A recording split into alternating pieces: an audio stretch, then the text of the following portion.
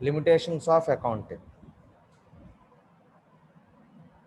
The following are the limitations. The first one is does not record all events. So in accounting, does not record all events. Suppose if any transaction is forgotten by human mistake, then that will not be reflected in the accounts. Okay. So ఏంటంటే ఒక్కొక్కసారి overlook అవుతాయి. Overlook అవడం వల్ల ఏమవుతుంది, transaction అనేది record అవ్వదు. So అది ప్రాబ్లమే కదండి. So only the transactions of A financial character will be recorded under book keeping. Only financial transactions ఏవైతే ఉన్నాయో అవి మాత్రమే మనకి బుక్ కీపింగ్లో రికార్డ్ అవుతాయి. So it does not reveal A complete picture about the quality of human resources, location advantage, business contract etcetera. So కాబట్టి ఇది human resources గురించి కానివ్వండి, లేకపోతే లొకేషన్ అడ్వాంటేజ్ గురించి కానివ్వండి, బిజినెస్ కాంటాక్ట్స్ గురించి ఇవేవి కూడా దీనిలో రిఫ్లెక్ట్ అవ్వవు. ఎందుకని, ఓన్లీ ఫైనాన్షియల్ ట్రాన్సాక్షన్స్ మాత్రమే దీనిలో ఎంట్రీ అవుతున్నాయి కాబట్టి మిగతావి కూడా దీంట్లో ఎంట్రీ అవ్వవు. అంటే హ్యూమన్ రిసోర్స్ అంటే ఎంప్లాయీస్ గురించి కానివ్వండి, లొకేషన్ అడ్వాంటేజ్ గురించి కానివ్వండి, బిజినెస్ కాంటాక్ట్స్ గురించి కానివ్వండి, ఇవి కూడా దీంట్లో ఎంటర్ కావన్నమాట. తర్వాత రెండవది does not reflect current values. Does not reflect current values. దానిలో ఏంటంటే does not reflect current values అంటే ఏంటంటే కరెంట్ వాల్యూస్ రిఫ్లెక్ట్ అవ్వు అంటాడు. అంటే ప్రజెంట్ ఉన్నటువంటి వాల్యూస్ అకౌంట్స్లో రిఫ్లెక్ట్ అవ్వట్లేదు అంటున్నాడు. ఏంటది, దాని గురించి చూస్తే the data available under book keeping is historical in nature. So మనకి ఏదైతే అకౌంటింగ్లో మనం రికార్డ్ చేసినటువంటి వాల్యూస్ ఉన్నాయో that are historical nature. Already నేను మీకు ఎగ్జాంపుల్ చెప్పాను. ఇప్పుడు సపోజ్ మీరు ఒక అసెట్ కొన్నారండి 10 ఏళ్ల క్రితం, ఆ అసెట్ వాల్యూ ఇప్పుడు అదే వాల్యూ ఉంటుందా? ఉండదు కదా. సో అంతకుముందు 10 లక్షల రూపాయలు ఉన్నది వాళ్ళు 20 లక్షలు రావచ్చు మార్కెట్ వాల్యూ ప్రకారం. కానీ నువ్వు అకౌంట్స్లో ఏమని చూపిస్తావు, ఎప్పుడు 10 లక్షలే చూపిస్తావు, అంతే కదా. హిస్టారికల్ వాల్యూనే రికార్డ్ అవుద్ది. అప్పట్లో నువ్వు కొన్నది 10 లక్షలే కాబట్టి ఆ 10 లక్షల వాల్యూనే నువ్వు ఇప్పటికీ చూపిస్తూ ఉన్నావు. కానీ మార్కెట్ వాల్యూ ప్రకారం ప్రజెంట్ నువ్వు కొన్నప్పటికీ ఇప్పటికీ సపోజ్ మీరు ఒక 10 acres ల్యాండ్ ఫర్మ్ కింద కొన్నారనుకోండి, ఆ 10 acres ల్యాండ్ అనేది ఫర్మ్ కింద కొన్నప్పుడు ఆ 10 acres వాల్యూ అప్పుడు సపోజ్ ఒక 1 కోటి రూపాయలు ఉందనుకోండి ఎగ్జాంపుల్. ఇప్పుడు అదే 10 acres వాల్యూ 10 crores అవ్వచ్చు. కానీ నువ్వు అకౌంట్స్లో ఏమని చూపిస్తున్నావు, still you are showing the 10 lakhs value. Only 10 lakhs వాల్యూని మాత్రమే నువ్వు చూపిస్తున్నావు ఇప్పటికి కూడా స్టిల్. అంటే మరి అది వాస్తవానికి ప్రజెంట్ అంటే ఇప్పుడు ఉన్నటువంటి రియల్ వాల్యూకి బుక్ వాల్యూకి డిఫరెన్స్ ఉందా లేదా? ఓకేనా. సో అదే చెప్తుంది ఇక్కడ. కాబట్టి కరెంట్ వాల్యూ అనేది అకౌంట్స్లో చూపించరు, అర్థమైందా? అంటే బుక్ వాల్యూనే నీకు ఫైనల్ అనమాట. For instance record the value of stock at cost price or market price. అదే చెప్పింది ఇప్పుడు. విచ్ ఎవర్ ఈజ్ లెస్, అంటే ఏదైతే తక్కువ ఉందో అది మాత్రమే చూపించుకుంటారు, ఎక్కువ ఉన్నది చూపించుకోరు. అదే ఇప్పుడు చెబుతుంది. బిల్డింగ్ కొన్నా, మెషినరీ కొన్నా, తర్వాత నువ్వు ఏదన్నా ల్యాండ్ కొన్నా ఫర్మ్ కింద, వీటన్నిటిని హిస్టారికల్ వాల్యూనే చూపిస్తారు. అంటే బుక్లో ఉన్న వాల్యూనే చూపిస్తారు, అంతేకాని ప్రజెంట్ వాల్యూని ఎక్కడా కూడా చూపించరు. ఇది ఒక ప్రాబ్లం అవుతుంది. ఎందుకంటే అకౌంటింగ్ అనేది మనం ఏం చెబుతున్నాం, రియలిస్టిక్గా ఉండాలి ప్లస్ యాక్యురేట్గా ఉండాలి అంటున్నాం వాల్యూ అనేది.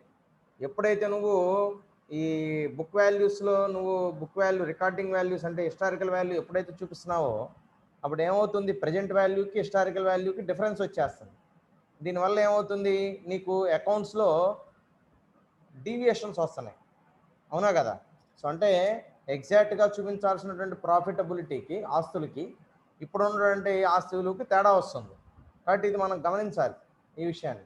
అదే చెప్తుంది. కాబట్టి కరెంట్ వాల్యూస్ అనేది మనం అకౌంట్స్లో కన్సిడర్ చేయట్లేదు కాబట్టి ఆ హిస్టారికల్ వాల్యూస్నే బ్యాలెన్స్ షీట్లో చూపిస్తారు, మనం వాటినే ఫైనల్గా తీసుకుంటున్నాం. కాబట్టి డీవియేషన్ ఉంటుంది అనే విషయాన్ని మనం గమనించాలి. అంటే మనం క్వశ్చన్ చేయొచ్చు అవసరం అయితే, ఏమన్నా మీరు ఈ వాల్యూని ఎన్నాళ్ళ క్రితం వాల్యూ అండి, ఇది ఎప్పుడు కొన్నది, ఆస్తి ఏంటి, ఈ అసెట్ ఎప్పుడు కొన్నారు, ఈ ల్యాండ్ ఎప్పుడు కొన్నారు, అప్పుడు ఆ డేట్ మాకు చెప్పండి అని అడగచ్చు, తప్పులేదు. ఎందుకనంటే మనకు అనుమానం ఉన్నప్పుడు ఆ వాల్యూ కనుక్కుంటే తెలిసిపోతుంది. అప్పుడు వాల్యూని ఎన్నాళ్ళ క్రితం వాల్యూను అంటే మనకి చెప్తే దాన్ని బట్టి ఇప్పుడు ప్రజెంట్ వాల్యూ ఎంత ఉందో మనం అర్థం చేసుకోవచ్చు, అర్థమైందా. సో ఇది అకౌంటింగ్లో ఉన్నటువంటి ఇంకొక ప్రాబ్లం.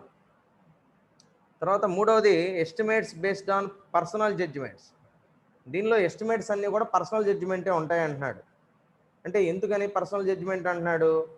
ఇప్పుడు ఏదైనా మీరు గుడ్ విల్ కనుక్కోవాలి, ఏదన్నా ఇప్పుడు మీకు సపోజ్ మీరు బిజినెస్ని వేరే వాళ్ళకి ఇవ్వాలనుకున్నారు, లేదంటే గుడ్ విల్ చూపించుకోవాలనుకుంటున్నారు మీ ఆస్తిగా, అంటే ప్రాఫిట్లో, అంటే మీకు asset.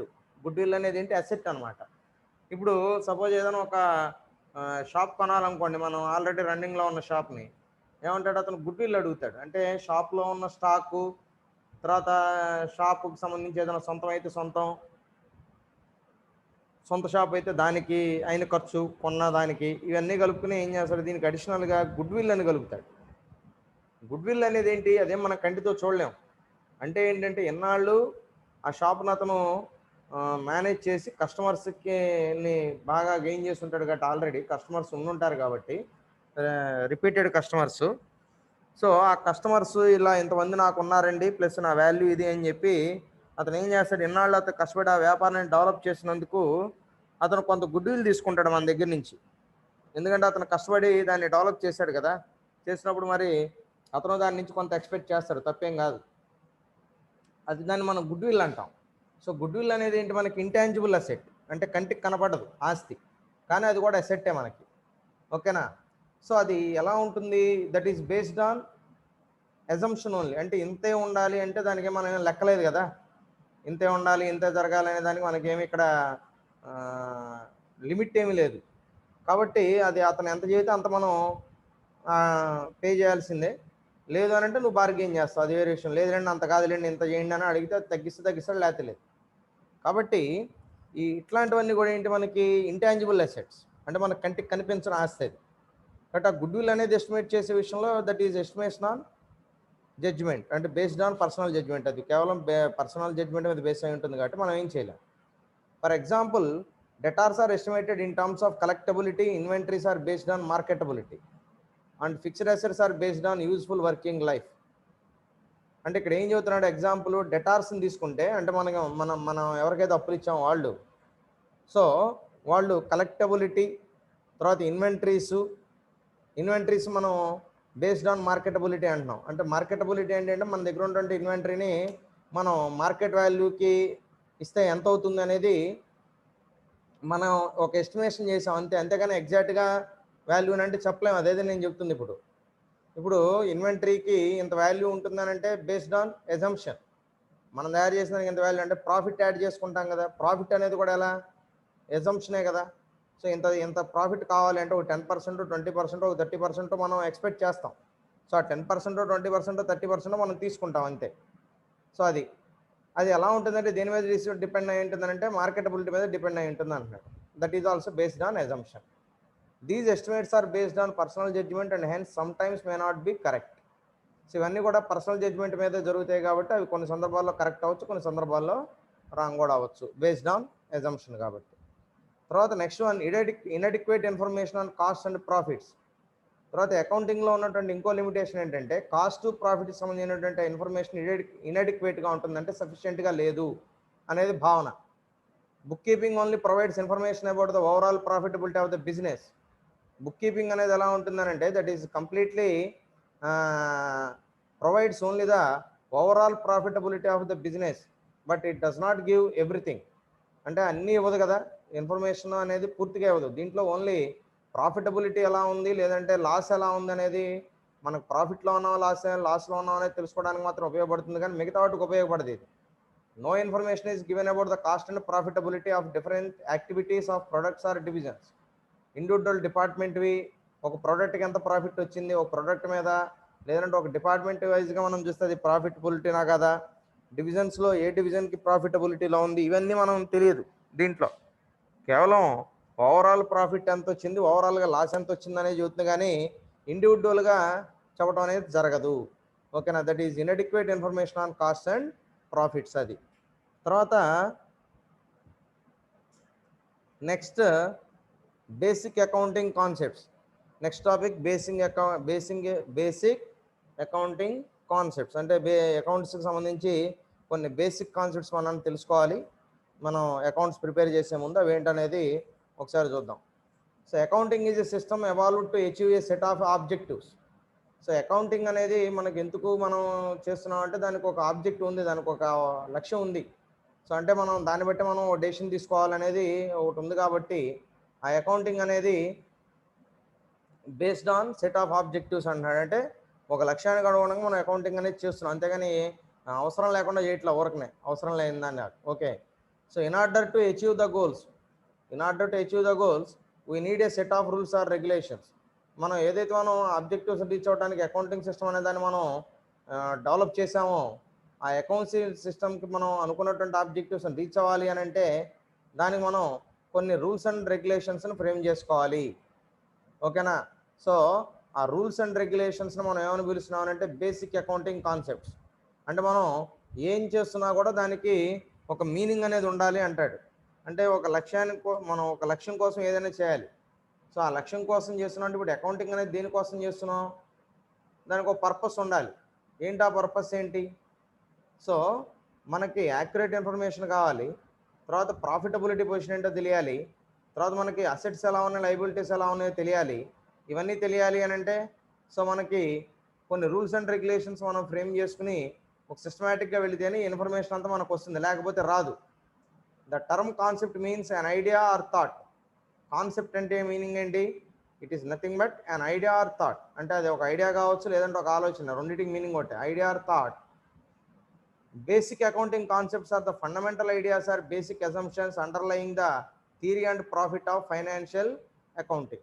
So basic accounting concepts అనేది ఏమంటే these are nothing but fundamental ideas or basic assumptions underlying the theory and profit of financial accounting. Financial accounting సంబంధించి మనం ఏదైతే థియరీ అండ్ ప్రాఫిట్ అనేది ఏం చెబుతున్నామో దానికి సంబంధించి బేసిక్ అజంప్షన్స్, ఫండమెంటల్ ఐడియాస్ అని చెప్పి చెప్తున్నాడు. వాటిని మనం బేసిక్ అకౌంటింగ్ కాన్సెప్ట్స్ అని చెప్పి పిలుస్తున్నాం. These concepts help in bringing about uniformity in the practice of accounting. So ఈ ప్రిన్సిపల్స్ ఏవైతే మనం చెబుతున్నామో, అకౌంటింగ్ ప్రిన్సిపల్స్ ఏవైతే చెబుతున్నామో అవన్నీ ఎలా ఉండాలంటే యూనిఫార్మిటీగా ఉండాలి and practice of accounting. So మనం అకౌంటింగ్ని ప్రాక్టీస్ చేయడానికి చేసేదానికి మనం ఏదైతే ఉన్నాయో మనం చేస్తున్నామో అది మొత్తం కూడా యూనిఫామ్గా ఉండాలి. అదేవిధంగా రూల్స్ అండ్ రెగ్యులేషన్స్ ఏవైతే ఫ్రేమ్ చేసామో వాటికి అనుగుణంగా ఉండాలి అని చెప్పి చెబుతున్నాడు. In accountancy following concepts are quite popular. So కింద చెప్పేవన్నీ కూడా పాపులర్గా చెప్తున్నాడు. దానిలో మొదటిది business entity concept. So business entity concept, in this concept business is treated as separate from the proprietor. Already నేను మీకు చెప్పాను, బిజినెస్ వేరు, ప్రొప్రైటర్ వేరు. ప్రొప్రైటర్ పెట్టినటువంటి ప్రతి రూపాయి కూడా బిజినెస్లో అది కంపెనీకి లేదంటే ఆ సంస్థకు అప్పు లాంటిదే. అందుకని దాని మీద ఇంట్రెస్ట్ క్యాలిక్యులేట్ చేసుకుంటారు. అంటే 1 రూపీనో 2 రూపీనో ఇంట్రెస్ట్ క్యాలిక్యులేట్ చేసుకుంటారు, సపరేట్గా పెట్టుకుంటారు. అంటే అతను పెట్టినటువంటి పెట్టుబడికి మినిమం ఒక 1 రూపీనో 2 రూపీనో ఇంట్రెస్ట్ వచ్చి దాని మీద ఏదైనా వస్తే అది ప్రాఫిట్ అవుతుంది. కానీ అతను పెట్టిన దాని మీద సపోజ్ ఒక ₹1,00,00,000 పెట్టుబడి పెట్టి వితౌట్ ఇంట్రెస్ట్, మనం ఇంట్రెస్ట్ కూడా చూసుకోవాలిగా. ఎందుకని చెప్తున్నాడు ఈ మాట? మీరు ఏదైనా ₹1,00,00,000 ఒక చాటు పెట్టారు అని అంటే బ్యాంకులో వేశారంటే దాని మీద మీరు ఇంట్రెస్ట్ తీసుకుంటారుగా మామూలుగా అయితే. అంటే ఆ ₹1,00,00,000 మీరు వ్యాపారంలో పెట్టకపోయినా మీకు ₹10 లక్షల, ₹1,00,000 లేదంటే ₹10 లక్షల వడ్డీ వచ్చింది అనుకోండి, ఎగ్జాంపుల్ తీసుకున్నాం. ఆ ₹1,00,00,000 మీకు ఒక 10 లక్షల వడ్డీ వస్తుంది అనుకుందాం ఒక సంవత్సరానికి, ఎగ్జాంపుల్గా అనుకుంటే. సో ఇప్పుడు ఆ 10 లక్షలు మీకు ప్రాఫిట్గా వచ్చింది అనుకోండి పెట్టిన దాని మీద, ఆ ₹1,00,00,000 పెడితే ఆ 10 లక్షలు మీకు ప్రాఫిట్ అవ్వదు. మీకు రావాల్సిన నార్మల్ ఇంట్రెస్ట్ వచ్చింది, అంతేగాని మీకేం ప్రాఫిట్ రావాలా. అర్థమైంది? కాబట్టి ఆ 10 లక్షలని పక్కన పెట్టాలి. ఆ ప్రాఫిట్ అనేది దాంట్లో క్యాలిక్యులేట్ చేయకూడదు దాన్ని. సో అదేంటి, మనకి ఇంట్రెస్ట్, ఆ ఇంట్రెస్ట్ని పక్కన పెట్టండి. ఆ 10 లక్షలు కాకుండా వచ్చిన మిగతాది ఏదైతే ఉందో అది మొత్తం కూడా ప్రాఫిట్ అవుతుంది. ఎందుకని? నీకు రావాల్సినటువంటి నార్మల్ ఇంట్రెస్ట్ నీకు వచ్చేసింది, ఆ తర్వాత వచ్చింది ఏదైనా కూడా నీకు ప్రాఫిట్ అవుతుంది. అంతేగాని వచ్చిన దాన్ని మొత్తాన్ని ప్రాఫిట్ అనుకోకూడదు. అలా అనుకుంటే తప్పు అవుతుంది. గుర్తుపెట్టుకోండి, బిజినెస్లో మెయిన్ గుర్తుపెట్టుకోవాల్సింది ఈ కాన్సెప్ట్. అర్థమైందా? కాబట్టి బిజినెస్ ఎంటిటీ అనే దీంట్లో ఈ కాన్సెప్ట్లో బిజినెస్ వేరు, వ్యక్తి వేరు, ప్రొప్రైటర్ వేరు, ఓనర్ వేరు, బిజినెస్ వేరు, రెండు వేరు వేరే అనేది మనం గుర్తుపెట్టుకోవాలి. ఎందుకు పెట్టారంటే ఇది కాన్సెప్ట్ దీనికోసం అనమాట. అంటే మన ఫ్లెక్సిబిలిటీ కోసమే పెట్టింది ఇది. అర్థమైందా? వేరే వాళ్ళ ఏదో ఉపయోగపడుతుందని కాదు, ఇది ఫ్లెక్సిబిలిటీ కోసం ఈ ప్రిన్సిపల్ని కంపల్సరీ చేశారనమాట. All the transactions recorded in the book of business and not in the books of proprietor. కాబట్టి బిజినెస్ ట్రాన్సాక్షన్స్ అన్నిటి కూడా మొత్తాన్ని మనం కంపెనీ యొక్క అకౌంట్స్లో రాస్తాం కానివ్వండి, ప్రొపరైటర్ యొక్క బుక్స్లో రాయము.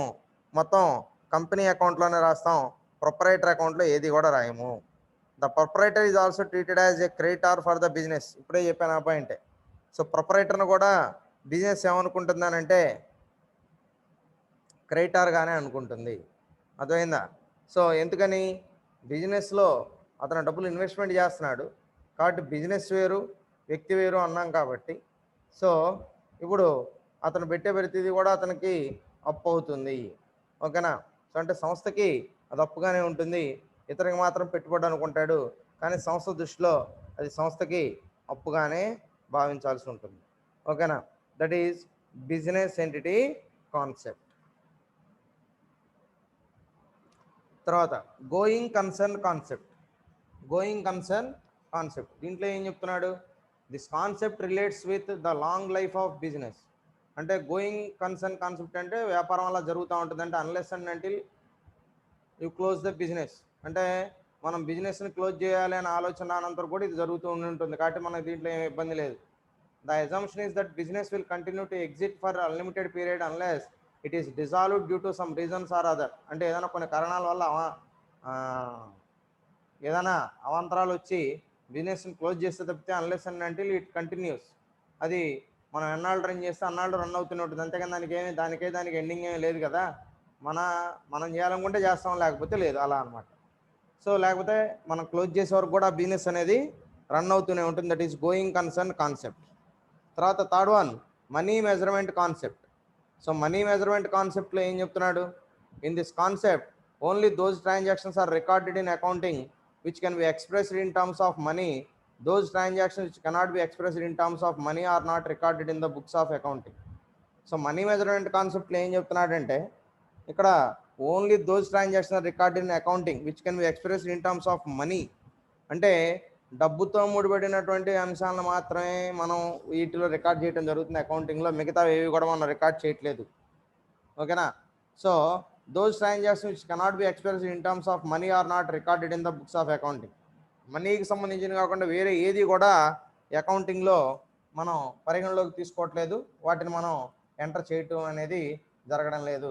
దాన్ని మనం మనీ మెజర్మెంట్ కాన్సెప్ట్ అని చెప్పి పిలుస్తున్నాం అనమాట.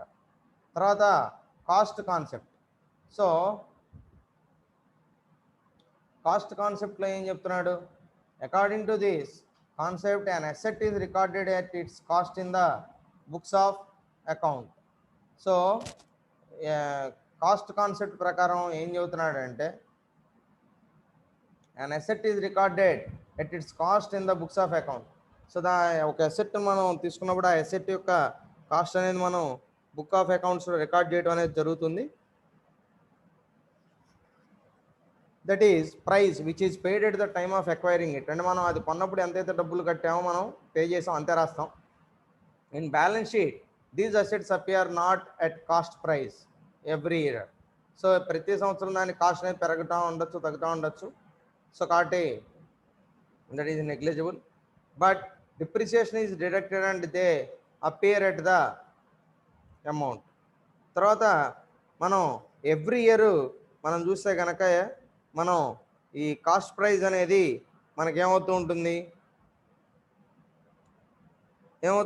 సో ఈ మనకి పెరుగుతూ ఉంటుంది, అంతే కదా. ఒక అసెట్ మీరు కొన్నారంటే లాస్ట్ ఇయర్ కాస్ట్ ఇయర్ కూడా ఉంటుందా? ఉండదు కదా. ఇప్పుడు పెరగచ్చు, తగ్గొచ్చు, ఏదైనా అవచ్చు. సో అది తర్వాత but depreciation is deducted and they appear at the amount. So ఈ డిప్రిసియేషన్ అనేది కూడా ఇంపార్టెంట్. డిప్రిసియేషన్ ఎందుకు తగ్గిస్తున్నాం? డిప్రిసియేషన్ ఓకే, తరుగుదల అంటాం. సో తరుగుదల అనేది ఖచ్చితంగా ఉంటుంది. సో కాబట్టి దేని మీద అయితే ఉందో ఆ డిప్రిసియేషను దాన్ని మనం అడ్జస్ట్ చేసుకుంటే సరిపోతుంది, అంటే దానికి తగ్గట్టుగా మనం అడ్జస్ట్ చేసుకుంటే సరిపోతుందని చెప్తాం. తర్వాత appear at the amount which is cost less classification. Okay, so then next one matching cost concept. So matching cost కాన్సెప్ట్లో ఏం చెప్తున్నాడో చూద్దాం. According to this concept the expenses incurred during an accounting period, example if revenue is recognised on all goods sold during a period. So మనకు ఒక accounting పీరియడ్లో మనకి ఎంత expenses అయినాయి, దాంతోపాటుగా if revenue is recognised on all goods, so revenue అనేది మనం recognise చేస్తే, తర్వాత and all goods and sold during a period. So ఒక పర్టికులర్ పీరియడ్లో మనం ఆ గూడ్స్ అన్నిటిని అమ్మేటప్పుడు అవసరం అవుతుంది. తర్వాత cost of those goods sold that should also be charged to that period.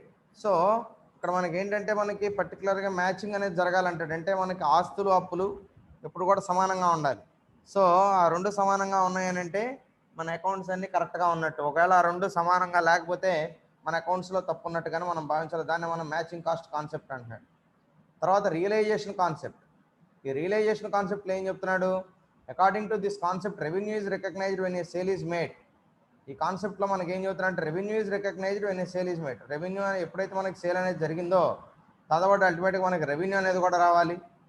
Sale is considered to be made at the point when the property in goods possessed to the buyer and the becomes legally liable to pay. Okay, so ఇక్కడ ఏంటంటే sale is considered to be made at the point. Sale అనేది మనం ఒక particular పాయింట్లో జరిగితే when the property in goods possessed to the buyer and he becomes legally liable to pay. So దానికి లీగల్గా మనమే లైబుల్ అవుతామని చెప్పి చెప్తా ఉన్నాడు. దాన్ని మనం రియలైజేషన్ కాన్సెప్ట్. అంటే మనం ఏం చేసినా కూడా బిజినెస్లో దానికి లీగల్గా లైబిలిటీ మొత్తం మందే. అర్థమైందా? కాబట్టి మనం ఆ రియలైజేషన్ ఉండాలి. అంతేగాని నాకు బాధ్యత లేదు, నాకు సంబంధం లేదంటే కుదరదు. బిజినెస్లో ఏం చేసినా మందే బాధ్యత. అప్పైనా నీదే బాధ్యత. లేదనంటే ఎవరికైనా ఏదైనా ప్రాబ్లం వచ్చినా, ఇతరులకు నీ వల్ల ఏదైనా ప్రాబ్లం వచ్చినా కూడా దానికి కూడా నువ్వే బాధ్యత. అర్థమైందా? సో కాబట్టి నువ్వు ఏదో కొన్నిటికి తీసుకుని మనం బడ్జెట్ తీసుకుని మిగతా వాటికి నేను దూరంగా ఉంటానంటే కుదరదు. అర్థమైందా? సో నీకు నచ్చినా నచ్చకపోయినా బిజినెస్ నీదే, బిజినెస్ సంబంధించినటువంటి పూర్తి బాధ్యత నీదే, దానికి సంబంధించినటువంటి నిర్ణయాలన్నీ నీవే. సో ఆ నిర్ణయాలకి సంబంధించి రెస్పాన్సిబిలిటీ కూడా నీదే అవుతుంది అని చెప్పి చెప్తా ఉన్నాడు. That is realisation concept. తర్వాత accounting conventions. So conventions of accounting are accounting conventions అంటారు. సో అంటే కొన్ని సాంప్రదాయాలు ఉన్నాయి అకౌంటింగ్కి సంబంధించి. దాని గురించి ఏం చెప్తున్నాడో చూద్దాం. Accounting is based on some customs are usages. So accounting అనేది మనకి కస్టమ్స్ అనే దాని మీద బేస్ అయ్యి వచ్చింది. So naturally accounts are here to adapt that usage are custom. So జనరల్గా అకౌంట్స్ అనేవి ఎలా ఉంటాయంటే adapt that usage are custom. They are termed as conventions in accounting. So వాటిని మనం ఏమని పిలుస్తామనంటే termed as conventions in accounting. Okay, so వాటిని మనం కన్వెన్షన్స్గా convert చేసుకున్నాం. అంటే అకౌంటింగ్ కొన్ని సాంప్రదాయాలు ఉన్నాయి. సో ఆ సాంప్రదాయాలకి అనుగుణంగా ఆ సాంప్రదాయాలను బేస్ చేసుకుని మనం వాటిని కన్వెన్షన్స్గా డివైడ్ చేయటం అనేది జరిగింది. The following are some of the important accounting conventions. So మనకి కిందన్న వాటిల్లో కొన్ని ఇంపార్టెంట్ కన్వెన్షన్స్ మనకి చెప్తున్నాడు. అవి ఏంటంటే మొదటిది full disclosure. First one is full disclosure. అంటే ఏంటండి? కంప్లీట్గా మనం అన్నీ చెప్పడం అన్నమాట ఫుల్ డిస్క్లోజర్ అంటే.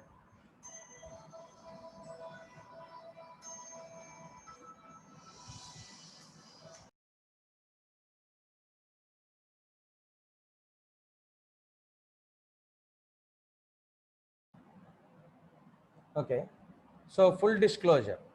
సో అకౌంటింగ్లో ఏంటంటే మొత్తం ఓపెన్గా ఉండాలి, ఫెయిర్గా ఉండాలంటే ఏది కూడా మనం దాచిపెట్టకూడదు. కంపెనీకి సంబంధించినటువంటి ఏ ఇన్ఫర్మేషన్ కూడా మనం ఉద్దేశపూర్వకంగా దాచిపెట్టకూడదు, ఇది హైడ్ చేయకూడదు. ఓకేనా? దాన్ని మనం ఫుల్ డిస్క్లోజర్ అంటాం. So according to this convention accounting report should disclose fully and fairly. Accounting సంబంధించినటువంటి ప్రతి విషయాన్ని కూడా మనం కంప్లీట్గా డిస్క్లోజ్ చేయాలి, ఫెయిర్గా ఉండాలి, ఏది కూడా దాచిపెట్టకూడదు.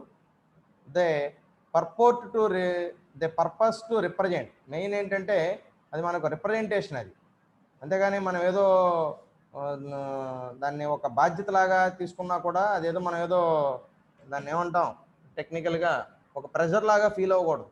అర్థమైందా? సో అదేమి ఒక ప్రెజర్ తోటి చేసే పని కాదు. That is the duty and responsibility of the organisation. కాబట్టి అది ఫెయిర్గా ఉండాలి. అంతేగాని దాంట్లో మనం ఏదో చేయాలి, అంతేగాని ఇంకోళ్ళని మోసం చేయాలి అనేది ఎక్కడ కూడా కాన్సెప్ట్ ఉండకూడదు. ఫెయిర్గా ఉండాలి. ఓకేనా. సో ఇది బెస్ట్ ఎగ్జాంపుల్ ఏం జరిగింది, మనం సత్యనామలింగరాజు తెలుసు మనకి, ఆయన తప్పు చేసింది అదే కదా. సో ఆయన చేసింది ఏంటి తప్పు, తన దగ్గర ఆస్తులు అన్ని లేకపోయినా కూడా ఆస్తులు ఎక్కువగా ఉన్నట్టు చూపించుకున్నాడు దాంట్లో, అదే ఆయన చేసినటువంటి పెద్ద తప్పు. ఓకేనా. సో దానివల్ల ఆయన ఆ కంపెనీని కోల్పోవాల్సి వచ్చింది, దాంతోపాటుగా ఆయన జైలు పాలవ్వాల్సి వచ్చింది. ఓకే. సో కాబట్టి మనం అలాంటివి చేయకూడదు.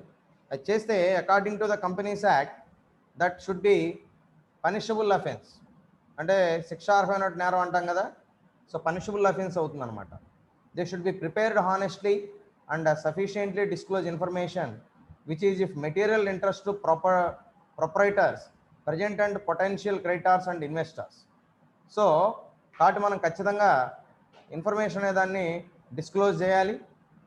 ప్రొపరైటర్స్కి అది అవసరం. దాంతోపాటుగా కంపెనీని నమ్మి అప్పులు ఇచ్చిన వాళ్ళు ఉంటారు, కంపెనీని నమ్మి పెట్టుబడులు పెట్టిన వాళ్ళు ఉంటారు, వాళ్ళకు కూడా అవసరమే. కాబట్టి ఎట్టి పరిస్థితుల్లోనూ కూడా ఫ్రాడ్ అనేది ఎక్కడ కూడా చేయకూడదు. ఫ్రాడ్యులెంట్ ఇన్ఫర్మేషన్ ఏది కూడా మనం రిప్రజెంట్ చేయకూడదు. ఉన్నది ఎగ్జాక్ట్ ఇన్ఫర్మేషన్ మనం చెప్పాలి, కానీ లేనిది ఏది కూడా చెప్పడానికి వీల్లేదు. అర్థమైందా. సో బట్ అకౌంటింగ్ అనేది చాలా హానెస్ట్ ప్రాసెస్ అది. ఓకే. సో కంపెనీస్ యాక్ట్ ప్రకారం, కంపెనీస్ యాక్ట్ 1956 ప్రకారం ఒకవేళ మీరు ఏదైనా అకౌంటింగ్లో మోసపూరితంగా ఏదైనా వ్యవహరిస్తే ఖచ్చితంగా దాని మీద పనిషబుల్ అఫెన్స్ అవుతుందండి. గవర్నమెంట్ లీగల్గా మీ మీద తీసుకోవాల్సినటువంటి అన్ని చర్యలు కూడా తీసుకుంటుంది, ఎటువంటి మొహమాటం లేదు. Okay. That is full disclosure. తర్వాత మెటీరియాలిటీ. సో మెటీరియాలిటీ అనేది కూడా ఇంపార్టెంటే. Under this convention the trader records important factor about the commercial activities. So ఈ మెటీరియాలిటీలో ఏం చెప్తున్నాడంటే, under this convention the trader records important factor about the commercial activities. అంటే trader అనేవాడు కేవలం దేని మీద ఎక్కువ ఫోకస్ చేస్తున్నాడు అంటే కమర్షియల్ యాక్టివిటీస్ మీద మాత్రమే ఫోకస్ చేస్తున్నాడు. In the form of financial statements if any unimportant information is to be given for the sake of clarity it will be given as footnotes. కాబట్టి ఈ ఫైనాన్షియల్ స్టేట్మెంట్స్లో ఏదైనా unimportant information ఉంటే కనుక that should be given for the sake of clarity it will be given as footnotes. కాబట్టి ఏదైనా clarity ఇవ్వాలనుకుంటే కనుక ఆ ఇన్ఫర్మేషను క్లియర్గా మనం కింద ఫుట్ నోట్స్లో ఇవ్వాలి, ఏది కూడా దాచిపెట్టకూడదు. ఎందుకని, ఇది క్లారిటీ ఇవ్వడం కోసం. అంటే నేను అడగాల్సిన ప్రతిదీ నేను అడగలేరు కాబట్టి వచ్చి నువ్వే క్లారిటీ ఇవ్వాలంటే, ఇది ఏదైనా మనకి సందేహంగా ఉంది, ఏదైనా మనకి అర్థం కాదు అనే ఒక అనుమానం మనకు వస్తే కనుక వెంటనే మనం దాని మీద క్లారిటీ ఇవ్వాలి. తర్వాత మూడోది కన్సిస్టెన్సీ. కన్సిస్టెన్సీలో ఏం చెప్తున్నాడు, it means that accounting method adapted should not be changed from year to year. Accounting method అనేది ఎప్పుడు కూడా ఇయర్ టు ఇయర్ మారదండి, కన్సిస్టెంట్గా ఉంటుంది. అంటే ఇప్పుడు ఎలా ఉందో 1 year తర్వాత అదే, 10 years తర్వాత అదే, 100 years తర్వాత కూడా అదే. There is no change in the accounting procedure or accounting standards. ఎందుకంటే ఇవి ఇంటర్నేషనల్ స్టాండర్డ్స్ని ఫాలో అవుతున్నాం మనం. అర్థమైందా. సో కాబట్టి మనకి ఏం చేసినా కూడా అకౌంటింగ్లో that should be standard and consistent. అంటే ఇయర్ టు ఇయర్ అనేది మారదు, ఎప్పుడైనా అలాగే ఉంటుంది, ఎప్పుడు అదే రూల్స్ మారదు. It means that there should be consistent in the methods or principles followed. కాబట్టి మనం దీనికి కొన్ని మెథడ్స్ని ఫాలో అవ్వాల్సి ఉంటుంది, ప్రిన్సిపల్స్ని కూడా ఫాలో అవ్వాల్సి ఉంటుంది. Or else the results of a year cannot be conveniently compared with that of another. అప్పుడు మాత్రమే మనం ఒక ఇయర్ రిజల్ట్ని ఇంకొక ఇయర్ రిజల్ట్ని మనం కంపారిజన్ చేయడానికి అవకాశం ఉంటుంది. ఒకవేళ మనం లాస్ట్ ఇయర్ ఒక రకమైనటువంటి ప్రొసీజర్ని ఫాలో అయ్యి ఈ ఇయర్ ఇంకో రకమైనటువంటి ప్రొసీజర్ని ఫాలో అయితే రెండింటి మధ్య మనకు కంపారిజన్ చేయడానికి ఛాన్సెస్ ఉండవు, దానివల్ల కన్సిస్టెన్సీ అనేది మిస్ అయిపోతుంది అంటున్నాడు. తర్వాత కన్జర్వేటిజం. సో ఈ కన్జర్వేటిజంలో ఏం చెప్తున్నాడు, this convention warns the trader not to take unrealised income into account.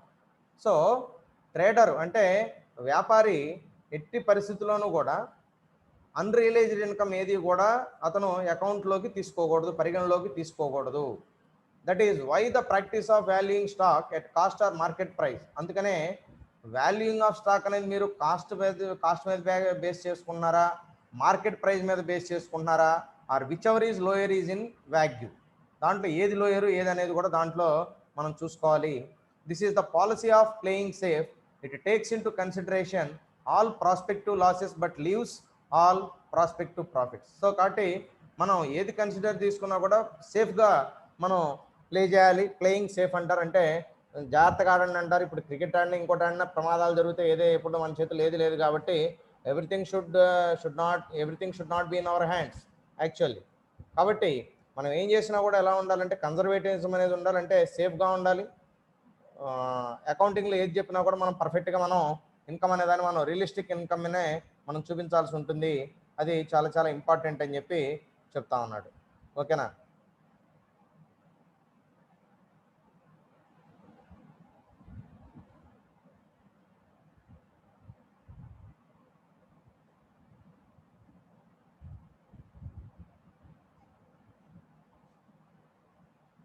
తర్వాత keywords in book keeping. So keywords in book కీపింగ్లో ఏం చెప్తున్నాడంటే, అంటే బుక్ కీపింగ్ అంటే మనం అకౌంటింగ్ మనం చేసేటప్పుడు కొన్ని కీవర్డ్స్ అంటే కొన్ని మనకు వస్తూ ఉంటాయి వర్డ్స్, వాటికి మీనింగ్ ఏంటో తెలుసుకోండి.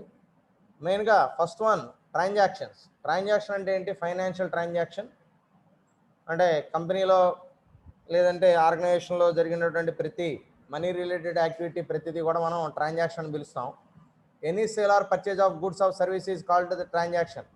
అంటే గూడ్స్ని అమ్మటం కానివ్వండి, కొనటం కానివ్వండి, మనీ పే చేయటం కానివ్వండి, తీసుకోవటం కానివ్వండి, వీటన్నిటిని కూడా మనం ట్రాన్సాక్షన్స్ అని పిలుస్తాం. First one is cash transaction and second one is credit transaction. అంటే మనం డబ్బులు ఇచ్చి సరుక్కుంటే అది క్యాష్ ట్రాన్సాక్షన్ అవుతుంది. మన దగ్గర కొని మనకు డబ్బులు ఇచ్చేస్తే అది క్యాష్ ట్రాన్సాక్షన్ అవుతుంది. తర్వాత మన దగ్గర సరుకుని మనకు అప్పు పెడితే అది క్రెడిట్ ట్రాన్సాక్షన్ అవుతుంది. లేదంటే మనం ఎవరి దగ్గరైనా సరుకు తీసుకుని మనం వాళ్ళకి అప్పు పెడితే అది క్రెడిట్ ట్రాన్సాక్షన్ అవుతుంది. అంటే డబ్బు ఇచ్చింది అంతా కూడా క్యాష్ అవుతుంది. డబ్బులు ఇవ్వకుండా మనం తర్వాత ఇస్తామని చెప్పి అన్నది కూడా ఏదైనా మనకు అవనండి, బయట వాళ్ళకి అవనండి, తర్వాత పే చేసేది ఏదైనా కూడా క్రెడిట్ ట్రాన్సాక్షన్ అవుతుంది. క్యాష్ ట్రాన్సాక్షన్ ఏం చెప్తున్నాడు? Cash transaction is one where cash receipt or payment is involved in the exchange. And credit transaction will not have cash either received or paid for something given or received respectively. అది. తర్వాత goods అంటే ఏంటి మనందరికీ తెలుసు కదా. Goods రైలు కాదండి. Goods అంటే ఏంటి? ఇక్కడ స్టాక్. ఓకేనా? So fill those things which a firm purchases for resale are called goods. అంటే మనం రీసేల్ చేయడానికి కొనేటటువంటి ప్రతిదీ కూడా గూడ్స్ అవుతుంది. తర్వాత పర్చేజెస్ అంటే ఏంటి? Purchases means purchase of goods unless it is stated otherwise it also represents the goods purchase. So అమ్మటం, గూడ్స్ని అమ్మడాన్ని ఏమంటాం? పర్చేజ్ అంటాం. ఓకేనా? సో దాన్ని మనం టెక్నికల్గా అని పిలుస్తాం, పర్చేజెస్ అని పిలుస్తాం. తర్వాత sales means sale of goods unless it is stated otherwise it also represents these goods sold. అంటే గూడ్స్ని అమ్మటం చేస్తే దాన్ని మనం సోల్డ్ అంటున్నాం, సేల్స్ అంటున్నాం. తర్వాత గూడ్స్ని కొనటం జరిగితే దాన్ని మనం పర్చేజ్ అంటున్నాం. గుర్తుపెట్టుకోండి, పర్చేజ్ అంటేనే కొనడం, సేల్స్ అంటేనే అమ్మడం. తెలుసుగా మీ అందరికీ జనరల్ టెర్మినాలజీ. కతే ఇక్కడ టెక్నికల్గా కొన్ని టెర్మినాలజీస్ వస్తాయి, వాటి వరకు మాత్రం మీరు పర్టికులర్గా గుర్తుపెట్టుకోండి. ఎందుకంటే ఇవన్నీ కూడా మనకు ఎందుకు అవసరం అంటే రేపు మనం అకౌంట్స్ ప్రిపేర్ చేసేటప్పుడు ఈ వర్డ్స్ అన్ని వాడతాం మనం. సో రెగ్యులర్గా వాడతాం. ఓకేనా? సో కాబట్టి వీటి మీద మీరు ఫోకస్ చేయండి. ఎందుకంటే ఇవి గుర్తుంటేనే మీరు రేపు అకౌంటింగ్ అనేది ఫ్లెక్సిబుల్గా చేయగలుగుతారు, లేకపోతే చేయలేరు అనమాట. ఓకేనా? సో అకౌంటింగ్ అనేది ఫ్లెక్సిబుల్గా చేయాలంటే ఖచ్చితంగా మనం ఇవన్నీ కూడా ఫాలో అవ్వాల్సిందే. Okay, right.